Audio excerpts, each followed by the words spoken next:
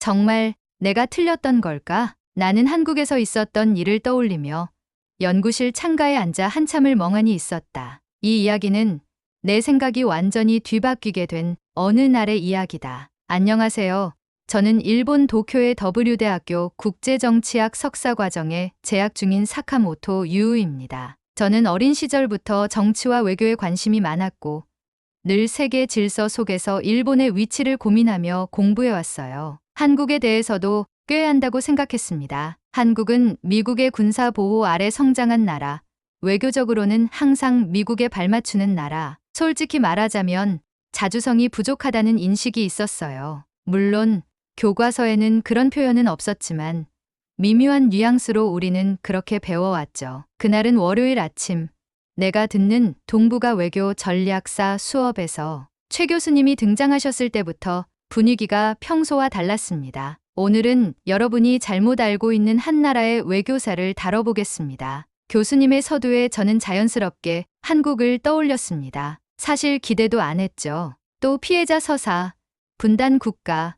미국의 동맹국 같은 이야기일 거라고 생각했어요. 교수님은 첫 슬라이드를 넘겼습니다. 오래된 흑백 사진, 낯익은 얼굴이 화면에 떠올랐어요. 이분은 이승만 대통령입니다. 오늘은 그의 외교 전략에 대해 이야기해 볼 겁니다. 나는 속으로 피식 웃었습니다. 또 미국 눈치 보기의 역사겠지. 제가 그렇게 생각하는 동안 교수님은 뜻밖의 한마디를 던지셨어요. 이승만 대통령은 미국과 국제사회를 상대로 그 누구보다 과감하게 독자적 결정을 내렸던 인물입니다. 순간 내 머릿속이 어지러워졌습니다. 뭐라고?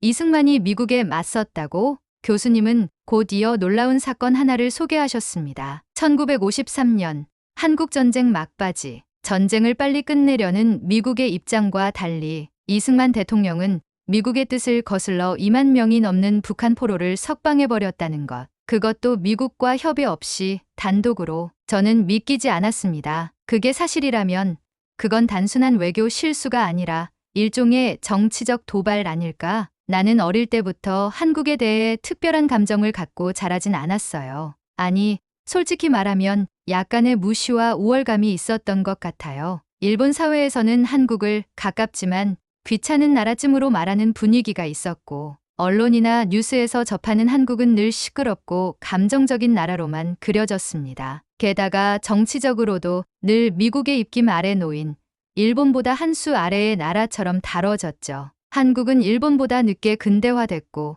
산업화도 우리가 먼저 이끌었으며 외교는 미국에 의존한다. 이런 무의식적 우월감은 고등학교, 대학, 그리고 지금 대학원에 이르기까지 바뀌지 않았습니다. 특히 외교 분야를 공부하다 보니 한국의 외교 정책은 늘 워싱턴을 따라 움직인다는 논문과 분석을 수없이 읽어왔어요. 나는 그것을 팩트라고 믿었고 내 사고의 틀이 되었습니다. 하지만 최 교수님의 강의는 그 틀을 천천히 깨기 시작했어요. 그가 보여준 두 번째 슬라이드는 이승만 라인이었습니다. 이승만 대통령은 일본과의 외교에서 강력한 해양 주권을 주장하며 독자적으로 영해선을 설정했습니다. 이 선을 넘은 일본 어선은 한국 해군에 의해 납포되었고 일본과의 외교 갈등을 감수하면서도 물러서지 않았습니다. 순간 내 옆에 앉아 있던 한국인 동기 지연의 눈빛이 반짝였습니다. 반면 나는 입술을 질끈 깨물었죠. 그건 너무 감정적인 결정 아닌가? 그게 국제법적으로 정당했을까? 하지만 교수님은 그런 우리 의문을 예상이라도 한 듯 미소를 머금고 설명을 이어갔습니다. 당시 일본은 어업자원을 확보하기 위해 한국 근해에서 대규모 조업을 진행하고 있었고 한국은 이에 맞서 독도와 인근 해역에 대한 강력한 주권을 선언했습니다. 미국은 한국과 일본 양측을 달래려 했지만 이승만은 물러서지 않았습니다. 나는 그제야 눈치챘습니다. 내가 지금까지 감정적 결정이라고 생각했던 외교 정책들이 실제로는 명확한 전략과 철학에서 비롯된 주체적 행동이었단 걸 말이죠. 그날 수업이 끝나고 나는 노트를 멍하니 내려다봤습니다. 노트 한 켠에 적혀있던 단어 하나가 유난히 눈에 들어왔어요. 주체성. 나는 처음으로 한국이라는 나라를 하위 국가가 아닌 독립된 정치 행위자로 바라보기 시작했습니다. 그리고 그 첫걸음은 내가 얼마나 잘못된 시선으로 한국을 보고 있었는지를 깨닫는 것이었어요. 최 교수님의 강해 이후 제 머릿속은 복잡했습니다. 한 나라에 대해 제가 얼마나 많은 오해를 하고 있었는지 깨달았고, 동시에 그 나라에 대해 궁금해지기 시작했습니다. 수업 이후로 저는 매일 도서관에 앉아 한국의 근현대 외교사를 찾아보기 시작했습니다. 처음에는 단순한 호기심이었습니다. 하지만 이상하게도 그 관심은 점점 집요한 갈증으로 변해갔습니다. 논문을 쓰기 위해 자료를 찾던 중 저는 서울대학교에서 발간한 아시아 외교 자주성 비교 연구라는 논문을 발견했습니다. 그 안에는 이승만 시기의 독립 외교뿐 아니라 박정희 정부 이후의 외교 전략까지 담겨 있었습니다. 놀라웠던 점은 한국이 단 한 번도 미국의 정책을 무비판적으로 따르지 않았다는 사실이었습니다. 오히려 한국은 미국과의 협력 속에서도 자신만의 전략을 세우고 필요할 때는 충돌도 마다하지 않았다는 점이 인상 깊었습니다. 저는 점점 한국이라는 나라의 깊이에 매료되기 시작했습니다. 그들이 겪은 분단, 전쟁, 국제적 고립 속에서도 어떻게 주권을 지켜내고 세계 무대에서 자리를 만들어갔는지를 알면 알수록 제 안에 있던 무시와 편견은 하나씩 무너졌습니다. 하지만 책으로만 보는 것에는 한계가 있었습니다. 직접 가보는 건 어때? 그렇게 말씀하신 분은 제 지도 교수님이셨습니다. 저는 한국에 대한 이야기를 여러 번 교수님께 털어놓았고, 교수님은 저에게 교환연구 프로그램 참여를 권유하셨습니다. 서울대학교에서 봄학기 국제외교 세미나를 연다더군요. 내가 그곳에서 직접 보고, 듣고, 느끼고 오면 좋겠어요. 저는 처음엔 망설였지만 마음 한편에서 뭔가가 끓어오르고 있었습니다. 그건 단순한 흥미도 학문적인 호기심도 아니었습니다. 제가 그렇게 얕보던 나라가 사실은 강인하고 독립적인 나라였다는 걸, 저는 그 사실을 제 두 눈으로 직접 확인하고 싶었습니다. 도쿄의 차가운 겨울 공기를 가르며 저는 서울행 비행기 티켓을 예약했습니다. 그 순간 제 손끝은 약간 떨리고 있었지만 가슴은 두근거렸습니다. 한국에 가자. 그리고 그들의 진짜 얼굴을 보자. 몇 주 후 저는 인천국제공항에 발을 디뎠습니다. 커다란 유리창 너머로 보이는 현대적인 공항 설비, 조용히 움직이는 자동 안내 시스템, 그리고 무엇보다 정돈된 분위기 속에 서 있는 다양한 국적의 사람들. 이게 한국이라고? 저는 이미 놀라고 있었습니다. 하지만 그것은 시작일 뿐이었습니다. 비행기에서 내려 입국장을 빠져나오는 순간 저는 왠지 모르게 긴장됐습니다. 내가 그동안 편견을 품고 있던 나라에 지금 직접 들어가는 거야. 그 순간만큼은 마치 무언가의 용서를 구하러 가는 사람처럼 마음이 무거웠습니다. 공항은 놀라울 정도로 정돈되어 있었고, 공항 직원은 제가 일본인인 걸 알고 일본어로 길을 안내해 주었습니다. 저는 고개를 끄덕이며 작게 인사드렸습니다. 감사합니다. 숙소까지 가는 공항 리무진 버스를 탔을 때 저는 또 한 번 놀랐습니다. 버스는 스마트폰 결제가 가능했고 좌석마다 USB 충전 포트까지 있었습니다. 창밖으로 보이는 서울의 거리 풍경은 솔직히 말하면 도쿄보다 더 현대적이라는 인상마저 들었습니다. 넓은 도로,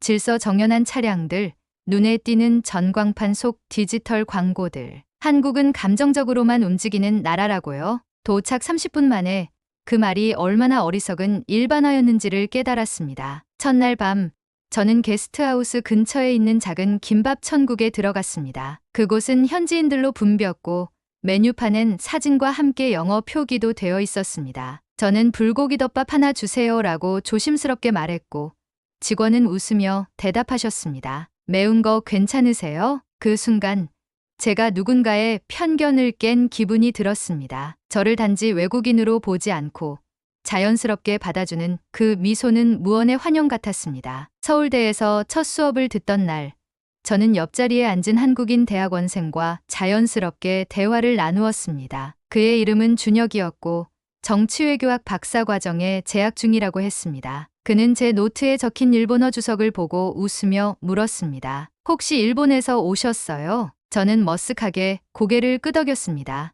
네, 많이 배워야 할 것 같아요. 특히 한국에 대해선요. 그는 잠시 멈추었다가 천천히 말했습니다. 그런 말 해주셔서 고마워요. 사실 우리도 일본에 대해서는 오해가 많아요. 그 말에 저는 또 하나의 편견이 깨지는 소리를 들은 듯 했습니다. 이 나라, 이 사람들, 이 사회는 제가 작다, 감정적이다, 의존적이다라고 단정 지었던 이미지와는 완전히 달랐습니다. 그리고 그 순간 저는 깨달았습니다. 저는 이곳에 무언가를 배우러 온 것이 아니라 제 안의 무지를 지우러 온 것이라는 것을요. 서울 생활은 순조롭게 흘러가는 듯했습니다. 저는 매일 아침 서울대 도서관에서 공부하며 한국 정치사 세미나와 외교 워크숍을 오가고 있었습니다. 학교 동기들과도 점점 가까워졌고 근처 백반집에서 점심을 먹으며 나누는 정치, 토론은 저에게 있어 하나의 문화적 충격이었습니다.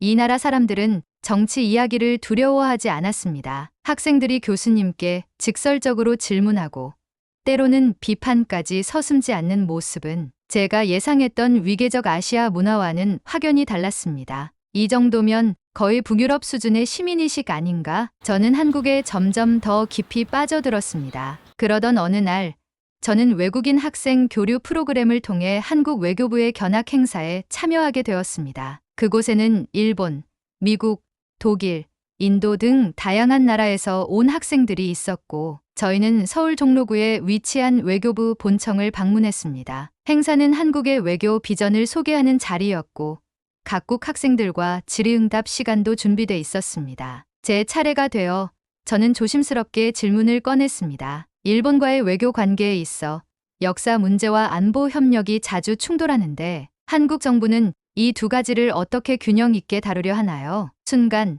발표자였던 젊은 사무관의 표정이 굳어졌습니다. 그리고 그는 정중하지만 단호한 말투로 이렇게 대답했습니다. 과거를 잊지 않는 것이야말로 진정한 외교의 출발점입니다. 우리는 역사 위에 미래를 쌓을 수는 없습니다. 현장에 잠깐 정적이 흘렀습니다. 저는 가슴 한켠이 묘하게 뜨거워지는 것을 느꼈습니다. 그 말 자체는 이해했지만 마치 누군가가 제 민족 전체를 꾸짖는 듯한 기분이 들었기 때문입니다. 그날 이후 저는 혼란스러웠습니다. 한국은 감정에 휘둘리지 않는 이성적인 나라라고 생각했는데 제가 착각한 걸까요? 며칠 동안 저는 한국 뉴스를 일부러 찾아보지 않았습니다. 길거리 사람들의 미소, 식당 주인의 친절함도 뭔가 거리를 두고 바라보게 되었습니다. 저는 다시 예전의 시선으로 돌아가려는 제 자신을 느꼈습니다. 하지만 그런 저를 붙잡은 것은 바로 준혁이었습니다. 저희는 함께 청계천을 걷고 있었습니다. 제가 말없이 걷기만 하자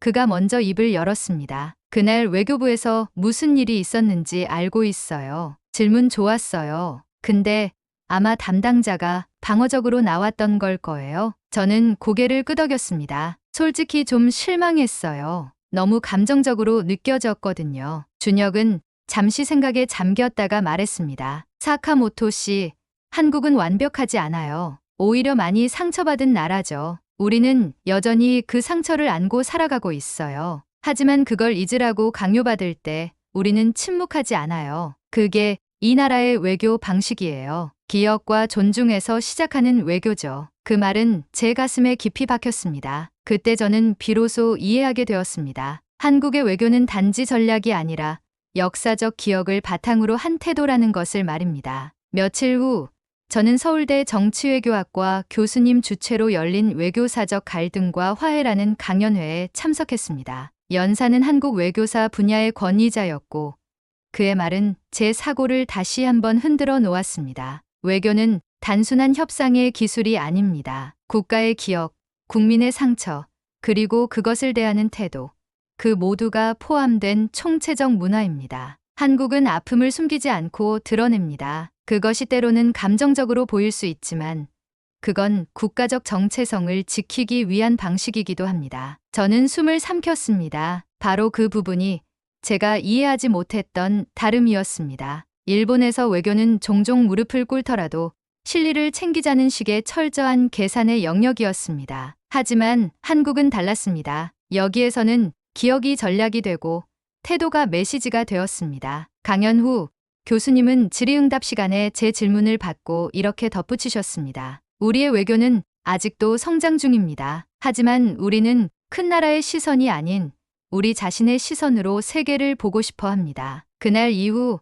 저는 다시 한국을 바라보기 시작했습니다. 길거리에서 위안부 피해자 문제를 알리는 작은 시위, 신문 한 귀퉁이에서 조심스럽게 다뤄지는 역사 이슈, 그리고 무엇보다도 한국 청년들이 역사적 문제에 대해 솔직하고 열린 토론을 나누는 모습들. 이 나라는 감정을 감추지 않습니다. 그리고 그 감정이 때로는 외교에서도 진심이 됩니다. 저는 점점 더 이해하게 되었습니다. 이 나라가 말하는 주체성은 군사력이나 경제력에서만 나오는 것이 아니었습니다. 그것은 기억을 지키고 자기 목소리를 내며 미래를 설계하는 힘이었습니다. 그제야 저는 깨달았습니다. 그날 외교부에서 느꼈던 불편함조차 사실은 제가 온전히 이해하지 못한 한국이라는 나라의 또 다른 얼굴이었다는 것을 말입니다. 봄이 끝나갈 무렵 서울의 하늘은 맑고 푸르렀습니다. 저는 서울대학교 캠퍼스 뒷길을 걸으며 지난 몇 달 동안의 저를 되돌아보고 있었습니다. 한국에 처음 도착했을 때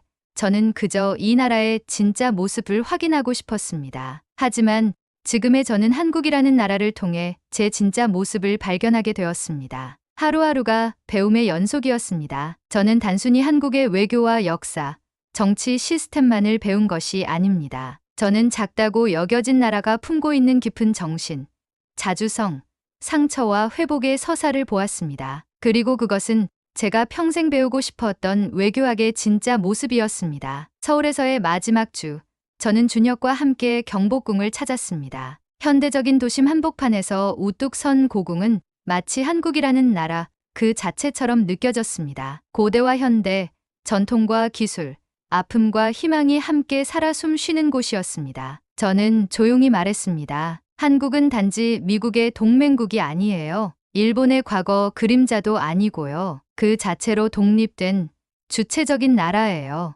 준혁은 웃으며 고개를 끄덕였습니다. 그걸 알아주셔서 고마워요. 사실 우리도 우리가 어떤 나라인지 계속 고민하고 있거든요. 그래서 더 조심스럽고 더 용감해지려 노력하는 거예요. 저는 한국에서의 경험을 정리해 글로 남기기 시작했습니다. 처음엔 단순한 교환학생 레포트였지만 점점 더 진심이 담기기 시작했습니다. 그리고 문득 이런 생각이 들었습니다. 저는 외교관이 되고 싶어요. 그 순간만큼은 확신이 있었습니다. 제가 일본이라는 나라의 입장을 세계에 설명하기 위해서가 아니라 국가와 국가 사이의 진짜 이해와 존중을 연결하는 사람이 되고 싶었습니다. 그 역할이야말로 지금 제가 배운 가장 소중한 가치였기 때문입니다. 귀국을 앞두고 저는 마지막으로 서울 남산타워를 다시 찾았습니다. 한강을 따라 흐르는 도시의 불빛, 그 위에 펼쳐진 별빛, 그리고 마음속 깊은 울림. 저는 휴대폰을 꺼내 일본에 계신 부모님께 메시지를 보냈습니다. 아버지,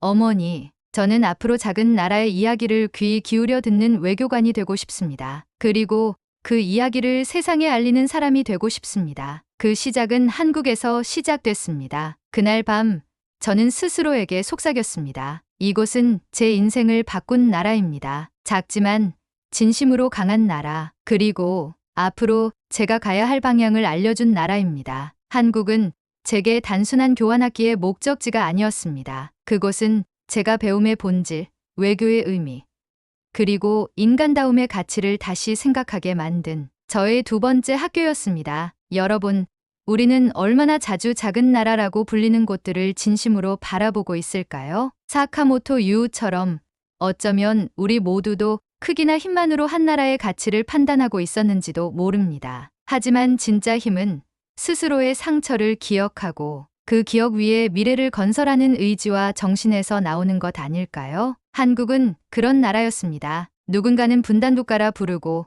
누군가는 문화강국이라 부르지만 그 어느 정의로도 다 담아낼 수 없는 고유한 빛을 가진 나라였어요. 오늘 이야기처럼 한 사람의 시선이 바뀌면 세상을 바라보는 방법도 바뀝니다. 그리고 때로는 작은 나라 하나가 누군가의 인생 전체를 바꿔놓기도 하죠. 여러분께 묻고 싶습니다. 여러분은 작다고 생각했던 나라에게서 어떤 큰 가르침을 받은 적 있나요? 우리가 외면하고 있던 나라들의 진짜 이야기를 들어볼 준비가 되어 있나요? 당신에게 한국은 어떤 의미인가요? 댓글로 여러분의 생각을 꼭 들려주세요. 어쩌면 여러분의 경험이 또 다른 사람에게 세상을 바라보는 창이 될 수 있습니다. 오늘의 이야기 마음에 와닿으셨다면 좋아요와 구독, 그리고 알림 설정까지 부탁드립니다. 이야기를 통해 또 다른 세상을 만나는 여정, 앞으로도 감동 새싹과 함께해 주세요. 더 재미있는 외국인들의 사연으로 찾아뵙겠습니다.